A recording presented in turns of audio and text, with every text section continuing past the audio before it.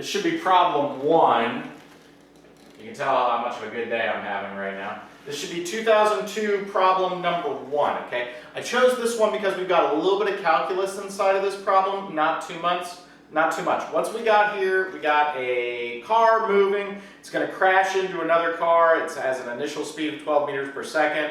The initial test car has a mass of 1,000 kilograms. Going to smack into a mass capital M, okay? They give you the velocity as a function of time after the collision as 8 over 1 plus 5t. I'm going to tell you right now, they're doing this to mess with you. You're going to need it on part B, but you're not really going to need it for much of the rest of the problem. I will explain why. Okay, so the first step is to calculate the mass m of the object. So the car is coming in, it's going to hit the other object. It tells you outright that it's a completely inelastic collision. So right away I need to start thinking about momentum conservation. So momentum initial must be equal to momentum final. The car with the mass that we have has all the momentum at the start of the problem. So the initial momentum is going to be 1,000 kilograms multiplied by the 12 meters per second. Okay? Now, immediately after the collision, you can think of that as t equals 0. Okay? Immediately after the collision, t equals 0. So up here, the velocity immediately after the collision is 8 over 1 plus 0. So the final velocity after the collision is going to be 8. The two masses are now going to be combined, so we have 1,000 plus the big M. Since they stick together, they have to have the same velocity, multiplied by this velocity of 8 meters per second. So a little bit of math on that guy, we should get that the capital M is equal to 500 kilograms. Okay? So simple math on that one.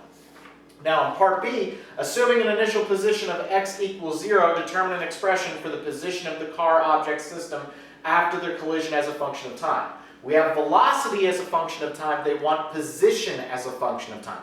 So we have to go up the ladder in terms of calculus, we need to integrate this sucker. So we need to find x as a function of time by integrating the velocity as a function of time. The velocity is given as 8 over 1 plus 5t, and we're integrating with respect to t. Now let's say right here you completely panic. You completely panic and you say, I don't know what's going to happen here. I don't know what this integral is. I'm just not having a good calculus day. Right away for indicating this and setting up the integral, you've already got 2 out of the 3 points. This is a 3-point problem. If you look at the solutions, this is a 3-point problem. But for indicating that you're going to get the position as a function of time by integrating this sucker, you've already got 2 out of 3. So that's why it's so important to write down information and not completely give up. Now, if you recognize this, it is a natural log function, okay? That's kind of the difficulty that's going on here right now. This is a natural log function, so down here in our solution, we need to have the natural log of 1 plus 5t, because when we take the derivative of this, it's going to go down into the denominator. However, we take the derivative of what's inside the natural log, which would be 5. There's no 5 out here, so that means that there has to be an 8/5 over here. Okay? So the natural log, I'm going to rewrite this so it looks a little bit nicer. It's in the form that you actually have it, 1 plus 5t. Now when we take the derivative of this, 1 plus 5t goes to the denominator, which is good. We take the derivative of what's inside, we pull out a 5, it cancels out the 5 there. We get back the velocity function. Not really a whole lot of problem there. Not really a whole lot of problem. Fairly straightforward. And again, you got 2 points right away just for setting up the integral. So if you don't have time to solve the integral, or if you're just having a brain fart and you can't think it through, don't panic, just move on. There's no sense wasting time. Okay, now on the next part, they're trying to figure out, determine an expression for the resisting force on the car object after the collision as a function of time.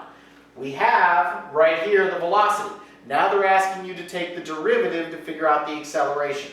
So to figure out the acceleration as a function of time, you need to take the derivative of this sucker. This is actually 1 plus 5t to the minus 1.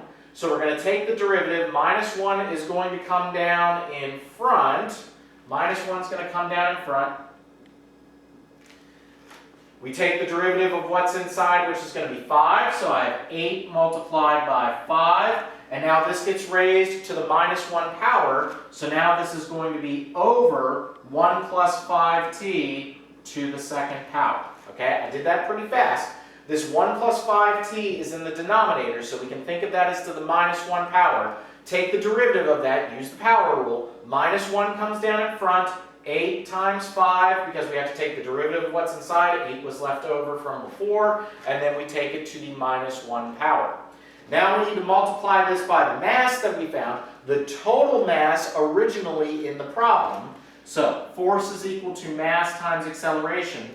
The total mass, don't make an easy mistake here, the total mass is 500 plus 1,000, so that's going to be 1,500 multiplied by whatever we got here, which is -40 over 1 plus 5t to the second power. Okay? So that's our force as a function of time. It looks a little messy, but the calculus here has actually been pretty straightforward. Okie dokie, I'm going to go on to another whiteboard. I hate doing that, but I got to do it in the middle of the problem. Make sure you have this. Pause if you need to. And again, you should be looking at the solutions as I'm going through them. I'm just giving the answer out loud instead of just letting you look at the solutions. I wanted to give you guys an example of how to do these problems. Last part, determine the impulse delivered to the car object system from t equals 0 to t equals 2 seconds. We have to remind ourselves what impulse is. Impulse is the change in momentum. Change in momentum.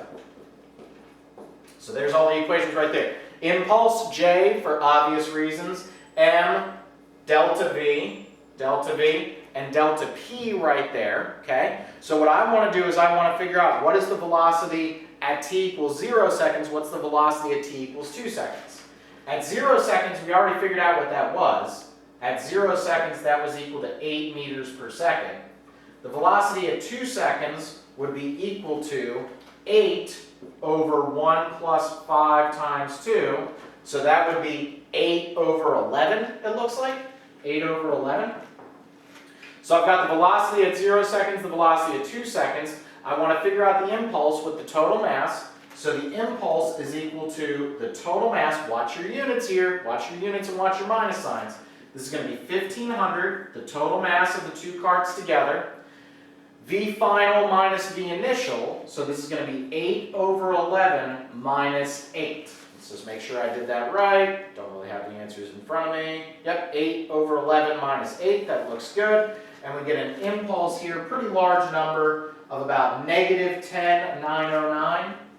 -10,909. And the units on that in Newton seconds or kilogram meter per second. Okay? So in this one, we wanted to figure out what is the impulse. I remind myself that impulse is the change in momentum. I found the velocity at 0 seconds, the velocity at 2 seconds. Here I'm doing V final minus V initial, and the overall mass, because they're stuck together, is 1,500 kilograms. Again, this is another example of a problem where we are actually given solid numbers. They don't always do that.